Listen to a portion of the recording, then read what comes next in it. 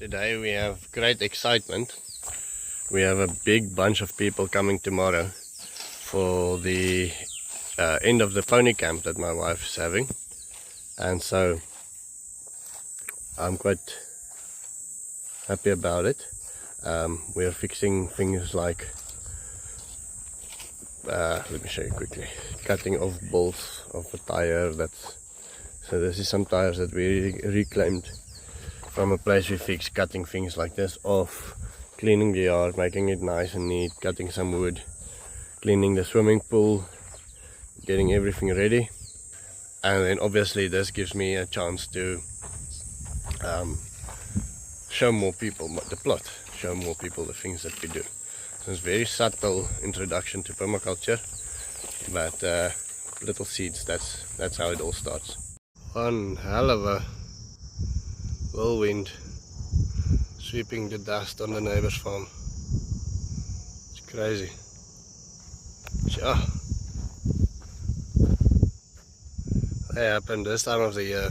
It's the driest and the warmest, so it's a bad combination for erosion and wind sweeping everything away. Whenever we do really crap jobs, I think of Bill Mollison saying that work is the product of bad design, and so this design could have been much better if we designed this scoop to be moved, or if we made it higher so that you can stand in when you're raking it, or if we could move the animals and plant something in the place where they were. So this is Lucas paying the price for my bad design. So we have corn in the ground here. We were expecting weeks of rain. It never came. But we have corn in the ground here that hasn't I haven't seen any water yet.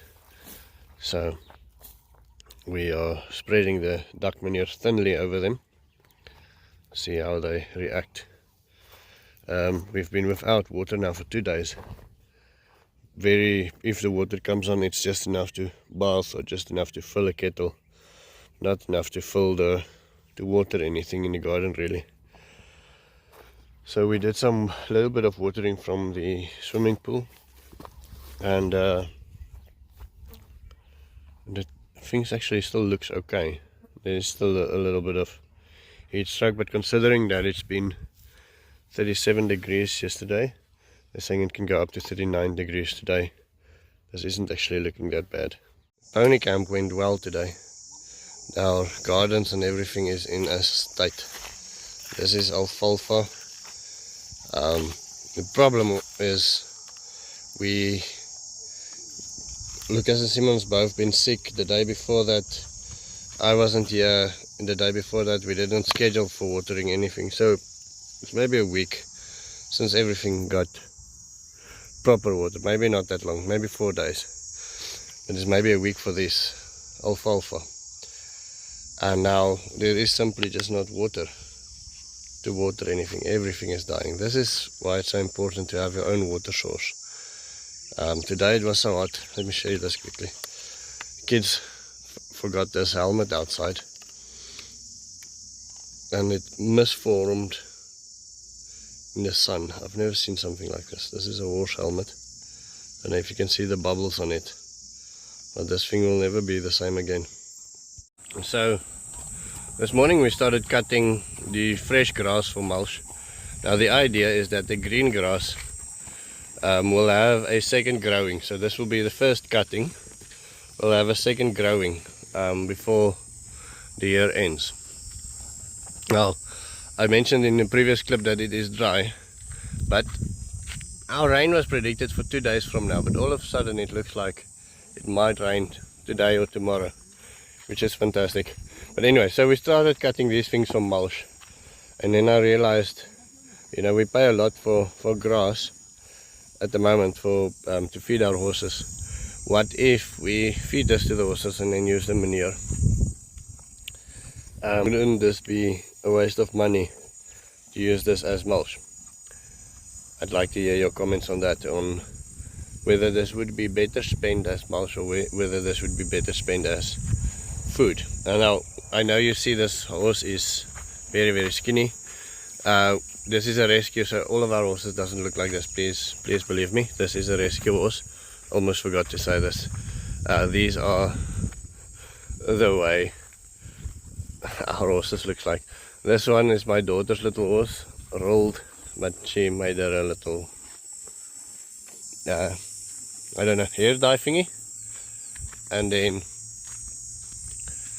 a little heart on the bum. Okay, so that was my one question. The other thing is our bushes next to the river.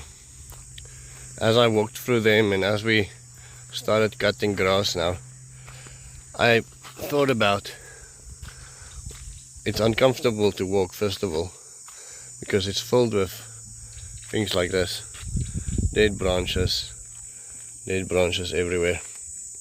Obviously this is part of the forest system that is our river system. You can see all of this. For instance, this is a type of invasive bush, but there you can see the new life coming out. The old life is dead.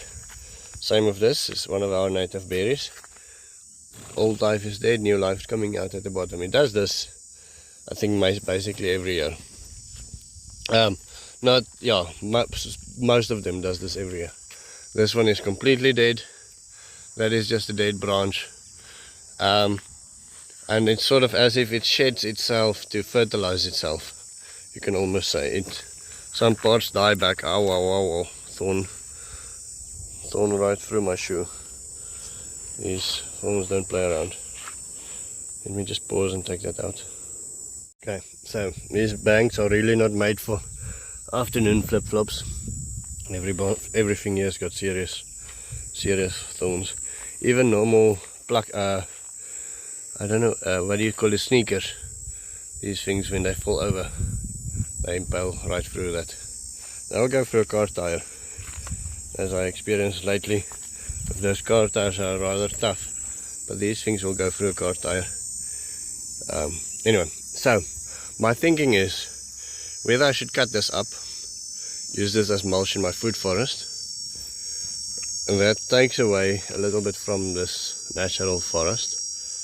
I don't think to such an extent that I would kill anything. I think everything will continue to live just as well. I would have better mulch for my food forest, or whether you think I should leave it here to mulch its own system that it's currently mulching every year. Alright, so that's going to be the end of my story. I'll get some better drone footage as soon as I am better with the drone. I'm looking forward to that, just so you can get a better idea of what we're working with. In the meantime, hold some thumbs for rain tomorrow and have a wonderful day.